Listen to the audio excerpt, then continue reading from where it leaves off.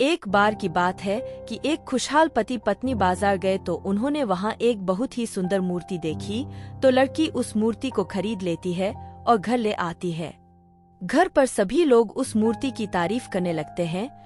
वह लड़की उस मूर्ति की ओर देखकर कहती है कि यह मूर्ति दुनिया की सबसे सुंदर मूर्तियों में से एक है। इतने में उस मूर्ति से आवाज आती है, यह तो सिर्फ एक मामूली पत्थर था, लेकिन पत्थर से मूर्ति बनने तक में मुझे बहुत सारी चुनौतियों का सामना करना पड़ा। क्या आप इस सफर के बारे में जानते हो? लड़की डर जाती है और बोलती है, नहीं। तब पत्थर अपनी कहानी सुनाता है। पत्थर से मूर्ति बनने तक का सफर। एक मूर्तिकार था जो बहुत ही सुंदर मूर्ति बनाता था। वह मूर्ति बनाने के लिए कुछ पत्थरों को चुनता है और उन्हें घर ले आता है।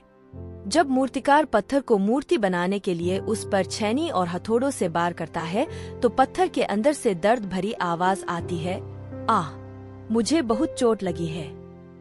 तो मूर्तिकार उस पत्थर से कहता है, अभी थोड़ा दर्द सहन कर लोगे तो आगे चलकर लोग तुम्हारी पूजा करेंगे।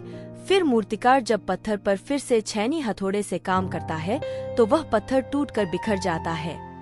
फिर वह मूर्तिकार दूसरा पत्थर उठाता है और जब उस पर छेनी और हथौड़ों से वार करता है तो दूसरे पत्थर के अंदर से भी दर्द भरी आवाज आती है, आह, मुझे बहुत चोट लगी है। तो मूर्तिकार उस पत्थर से कहता है, अभी थोड़ा दर्द सहन कर लोगे तो आगे चलकर लोग तुम्हारी पूजा करेंगे।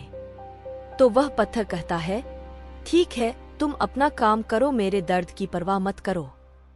फिर वह मूर्तिकार उस अपना काम करता है और पत्थर को अच्छा आकार देने के लिए उस पर छेनी हथौड़ों से प्रहार करता है और पत्थर रोता रहता है लेकिन टूटता नहीं है।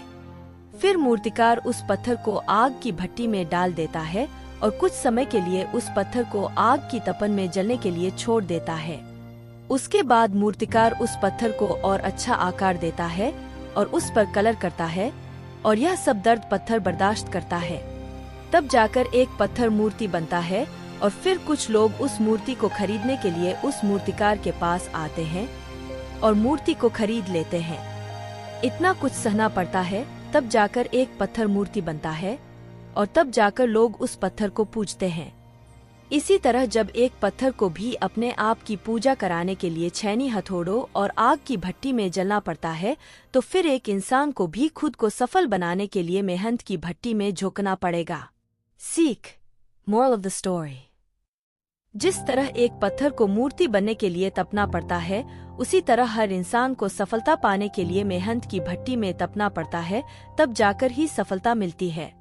ऐसे लोग मार्केट में बहुत मिलेंगे जो नेटवर्क मार्केटिंग के बारे में, किसी बिजनेस के बारे में या शेयर मार्केट के बारे में बोलेंगे कि हमने भी किया है और हो सकता है उन्होंने किया भी हो, लेकिन मेहनत की भट्टी में आते ही वह टूट गए हों और असफल हो गए हों।